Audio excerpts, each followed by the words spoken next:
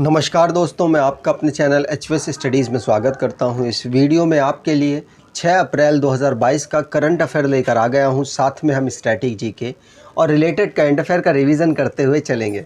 अगर आप इस चैनल पर पहली बार आए हो तो आपसे अनुरोध है, चैनल को सब्सक्राइब कर लीजिएगा। वीडियो अच्छी लगे तो वीडियो लाइक करके ज़रूर जाइएगा। लास्ट में आपके लिए क्विज़ रखा है, उस क्विज़ को ज़रूर सॉल्व कीजिएगा। चलिए बात करते हैं लास्ट डे के क्विज़ की। तो क्वेश्चन था, which state become India's top vegetable producer. तो आप सभी ने आंसर उत्तर प्रदेश दिया था और उत्तर प्रदेश ही सही आंसर है। आज का पहला क्वेश्चन है, which state government launched crop insurance portal of मुख्यमंत्री बागवानी बीमा योजना। तो मुख्यमंत्री बागवानी बीमा योजना को किस स्टेट की गवर्नमेंट ने लॉन्च किया है?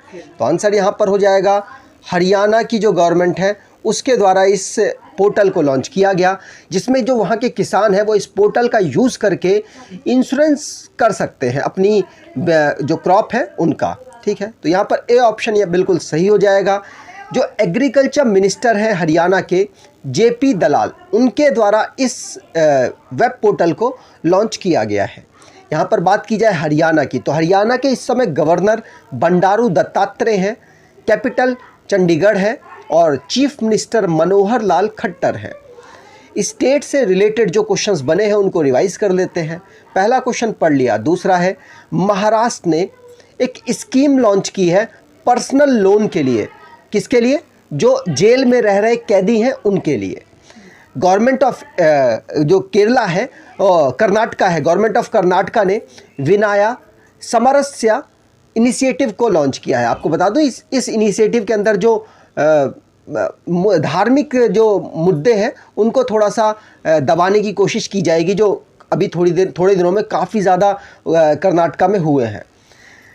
प्रमोद सावंत जो कि चीफ मिनिस्टर बने हैं गोवा के, योगी आदित्यनाथ उत्तर प्रदेश के चीफ मिनिस्टर बने हैं। केरला ने पहला स्टेट बना है जिसने कार्बन न्यूट्रल फार्मिंग मेथड को इंट्रोड्यूस किया है। नागालैंड पहली असेंबली बन चुका है जो कि पेपरलेस हो चुका है और उन्होंने ई विधान एप्लीकेशन को इम्प्लीमेंट कर दिया है। पुष्कर सिंह धामी उत्तराखंड के चीफ मिनिस्टर बने। वेस्ट बंगाल में ढोल उत्सव को मनाया गया और एन बीरेन सिंह मणिपुर के चीफ मिनिस्टर बने हैं। आगे बात करें, अगला क्वेश्चन है, recently economic corporation and trade agreement signed by India and which country. तो रिसेंटली जो हमारे पीयूष गोयल जी हैं, हमारे जो इंडस्ट्री वाले मिनिस्टर हैं, उन्होंने किसके साथ साइन अप किया है? इकोनॉमिक कॉरपोरेशन के लिए, और साथ साथ ट्रेड एग्रीमेंट भी हुआ है इनके बीच में। तो आंसर हो जाएगा इंडिया और ऑस्ट्रेलिया के बीच में ये जो साइन अप है ये हुआ है। ठीक है, यहाँ पर बात की जाए, इंडिया और ऑस्ट्रेलिया ने economic corporation and trade agreement आपस में दोनों ने साइन किया है, जिससे कि भारत का जो सामान है उसको एक्सपोर्ट करने में ऑस्ट्रेलिया में आसानी थोड़ी सी होगी। कौन कौन से सामान भारत से ऑस्ट्रेलिया जा सकते हैं? तो जो इंजीनियरिंग गुड होगा, जेम्स होंगे, ज्वेलरीज होंगी, टेक्सटाइल्स होंगे, अपैरल होंगे और लेदर, ये सारी चीज़ें भारत से ऑस्ट्रेलिया जा सकती हैं। मतलब ज़ीरो ड्यूटी एक्सेस इसमें लगने वाला है। यहाँ पर ऑस्ट्रेलिया की बात हुई है तो इसकी कैपिटल कैनबरा है, करेंसी ऑस्ट्रेलियन डॉलर है, प्राइम मिनिस्टर स्कॉट मॉरिसन है। अगर आप स्टैटिक जीके, अगर आप एसएससी सीजीएल एग्ज़ाम की तैयारी कर रहे हैं और एक्सपेक्टेड क्वेश्चंस ढूंढ रहे हैं तो आप इस प्रीवियस ईयर क्वेश्चन की जो ई बुक है इसको परचेज़ कर सकते हैं। 700 क्वेश्चंस का कलेक्शन है। डिस्क्रिप्शन बॉक्स में आपको लिंक दे रखा है, वहाँ से आप 39 रुपीज़ में इसको परचेज़ कर सकते हैं। अगले क्वेश्चन की बात करें, which album win album of the year in 64th annual Grammy award. तो 64th नंबर का जो एनुअल ग्रैमी अवार्ड है उसमें किस एल्बम को album of the year award से सम्मानित किया गया है? तो आंसर यहाँ पर हो जाएगा VR के लिए। VR एक एल्बम है जिसको ग्रैमी अवार्ड मिला है एल्बम ऑफ द ईयर के रूप में। यहाँ पर और भी दूसरे अवार्ड्स मिले हैं, लेकिन आपको बता दूं 64वें नंबर का ये जो ग्रैमी अवार्ड है ये याद रखना है, रिसेंटली में दिया गया। यहाँ पर बात की जाए तो एल्बम ऑफ द ईयर मैंने आपको बता ही दिया, VR के लिए VR को मिला है। और रिकॉर्ड ऑफ द ईयर की बात की जाए तो लीव द डोर ओपन को दिया गया है। बेस्ट न्यू आर्टिस्ट की बात की जाए तो ओलिविया रोड्रिगो को मिला है, और बेस्ट रैप एल्बम की बात की जाए तो call me if you get lost इसको दिया गया है। बेस्ट एल्बम विनर की बात की जाए तो हियोक्स टेल्स को मिला है, और बेस्ट रैप सॉन्ग की बात की जाए तो जेल को मिला है। वैसे सबसे इंपॉर्टेंट क्वेश्चन आपके लिए ये है, पहले वाला क्वेश्चन। और बेस्ट कंट्री एल्बम की बात की जाए तो स्टार्टिंग ओवर को, और सॉन्ग ऑफ द ईयर की तो लीव द डोर ओपन को मिला है। ये जो 8 अवार्ड्स हैं, इनमें से सबसे इम्पॉर्टेंट अवार्ड आपके लिए पहले वाला है, उसको आपको याद रखना है। रेगुलर रिवीजन के माध्यम से आपको याद भी कराता रहूँगा। अगला क्वेश्चन है, national maritime day 2022 observed on, तो नेशनल मैरीटाइम डे कब ऑब्जर्व किया जाता है? तो आंसर यहाँ पर हो जाएगा 5 अप्रैल को हर साल नेशनल मैरीटाइम डे सेलिब्रेट होता है। आपको ध्यान रखना है 59th एडिशन इस साल सेलिब्रेट हुआ है, और इसकी इस साल की थीम रही है सस्टेनेबल शिपिंग बियॉन्ड कोविड-19। नेशनल मैरीटाइम डे जो कि 5 अप्रैल को सेलिब्रेट होता है, पहली बार 1964 में इसे सेलिब्रेट किया गया था। आगे बात करें, जो भी अप्रैल मंथ में हमने डेज़ को रिवाइज़ किया, उनको जो पढ़े हैं उनको रिवाइज़ कर लेते हैं। उड़ीसा डे 1 अप्रैल को सेलिब्रेट हुआ। World autism day, autism awareness day 2 अप्रैल को सेलिब्रेट हुआ। International children book day 2 April. International day for mine awareness and assistance in mine action 4 April. National maritime day 5 अप्रैल को सेलिब्रेट किया गया। अगले क्वेश्चन की बात करें, which ministry launches temple 300 website, तो टेम्पल 300 वेबसाइट को किस मिनिस्ट्री के द्वारा लॉन्च किया गया है? तो आंसर यहाँ पर हो जाएगा मिनिस्ट्री ऑफ कल्चर के द्वारा इसको लॉन्च किया गया। जो मिनिस्ट्री ऑफ कल्चर में स्टेट मिनिस्टर के पद पर, मिनिस्टर ऑफ स्टेट के पद पर काम कर रही हैं मीनाक्षी लेखी के द्वारा इसको लॉन्च किया गया। टेम्पल 300 एक वेबसाइट है, इसके अंतर्गत जो भी 12 ज्योतिर्लिंग हैं और 4 धाम हैं उनको आप वेबसाइट से ही विजिट कर सकते हैं, देख सकते हैं कि वहाँ पर जो भी मतलब पूजा या अर्चना जो भी की जाती है वो आप वेबसाइट के माध्यम से सीधे दर्शन कर सकते हैं 12 ज्योतिर्लिंग और 4 धाम का। ठीक है, चलिए आगे बात करें। रिसेंटली में जो भी नेशन में करंट अफेयर बने हैं उनको रिवाइज कर लेते हैं। जैसे पहला क्वेश्चन पढ़ लिया। दूसरा, अनुराग ठाकुर जी ने लोगो और एंथम लॉन्च किया है खेलो इंडिया यूनिवर्सिटी गेम का, जो कि कर्नाटका में ऑर्गेनाइज कराया जाएगा। हमारी जो कैबिनेट है उसने डीए और डीआर को इंक्रीज़ कर दिया है 3% और 34% अब हो चुका है। एनवी रमन्ना जो कि हमारे चीफ जस्टिस हैं सुप्रीम कोर्ट में, उन्होंने फास्टर एक सॉफ्टवेयर है उसको लॉन्च किया। फास्टर के अंतर्गत बड़ी सेफली और फास्ट तरीके से जो डॉक्यूमेंट है एक जगह से दूसरी जगह पहुंचाए जा सकते हैं।